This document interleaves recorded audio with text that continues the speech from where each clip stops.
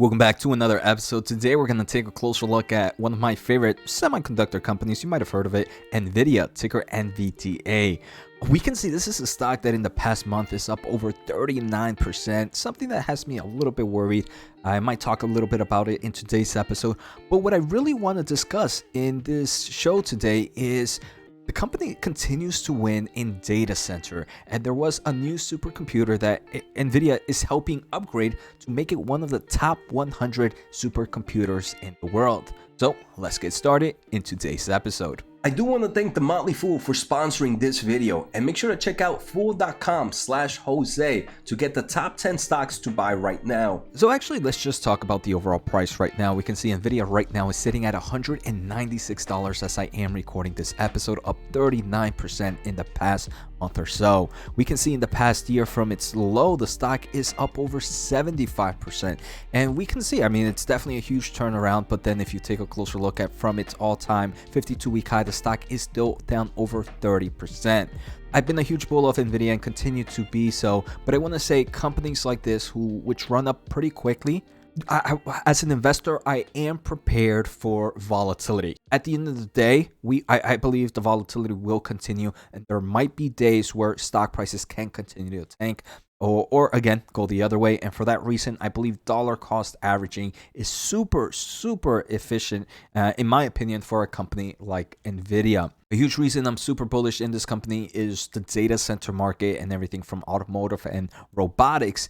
And also for investors that are curious, today Intel is expected to report their earnings. I am going to be keeping a close eye on that. So make sure to subscribe to the channel as I take a closer look at their earnings.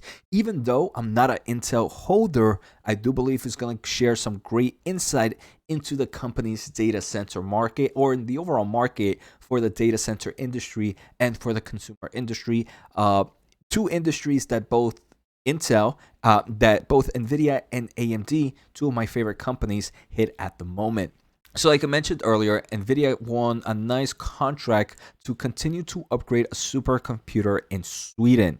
I'm not even going to try to let me try. Berzelius, a supercomputer in the university, is gearing up for a major upgrade. And this supercomputer, for those that are not familiar, we heard about it from Nvidia about 2 years ago in March 23rd of 2021, where this kind of university was building a supercomputer using Nvidia infrastructure solutions. They were using Nvidia's, I believe, DGX SuperPod. And for those that are not familiar with the SuperPod, this is Nvidia's kind of infrastructure solution. They mention it as the world's first turnkey AI data solution, where you pretty much they sell you this whole data center. You don't have to worry about anything else. Obviously, Nvidia packs this with their hardware, with their software solutions. So it is a huge win in forms of revenue. So when they built this about 2-3 years ago, it was listed in the top 10% of the latest list of the world's top 500 computers. Now, because of the huge computational power needed from AI, they are upgrading the system. And I do believe that's one of the bullish cases for data center markets, right? We already have all these data centers out in the world, and many investors might be like, hey, Jose, we already have data centers here. How can there be even more growth?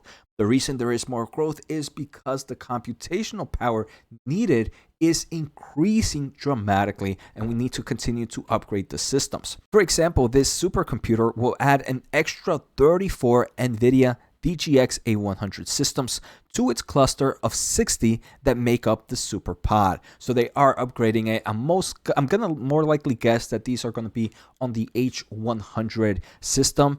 Overall, it's a great move, and it kind of just shows the overall bullish case for supercomputers and data centers. They do mention that this new supercomputer will deliver nearly half an exaflop of AI performance, placing it amongst the world's 100 fastest AI supercomputers.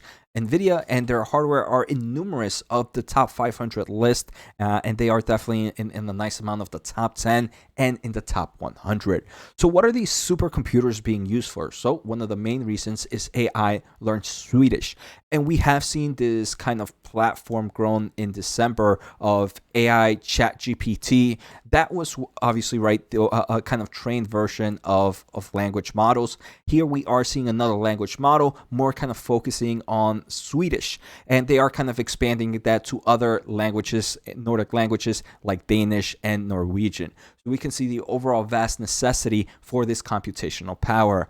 Some other solutions that here the supercomputer is going to be looking for is seeking a cure for cancer, just being able to kind of use the supercomputer to improve detection of cancer cells and navigate the massive amounts of data in human genomes. For example, some researchers are exploring tools such as Nvidia's Omniverse Avatar Cloud Engine and Nvidia Bot Maker to create animated patients. And then powered by GPT SW3, that's the kind of Swedish language model, they could help doctors practice telemedicine skills. So we can see that here, this is not only just a strong win for Nvidia in the hardware side and in the kind of data center or supercomputer infrastructure side, it's also a good win for them in the software side.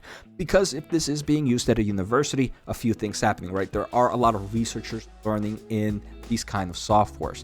Those researchers are either promoting, making great educational papers, making books, making classes, and this is what's going to push the next generation of engineers, of doctors, of whoever to kind of focus on using NVIDIA's software, and then that NVIDIA software is going to push to kind of use NVIDIA's hardware. So we can see how NVIDIA has created a very strong funnel to continue to make their products relevant. They are also training things like autonomous systems used in modern factories and warehouses, and how autonomous systems may act in space and undersea. And again, they're continuing to use numerous of NVIDIA software solutions and hardware solutions. So again, I want to say this was a short win for Nvidia, but it just continues to show the strength of the data center market. I am curious to see how this stock will perform after Intel reports earnings tonight. And if you want to learn more, make sure to subscribe. Also, if you want to check out my semiconductor podcast, I do a weekly episode with another co-host discussing everything about the semiconductor market, and the link should be down below. Take care, have a good day, and see you next time.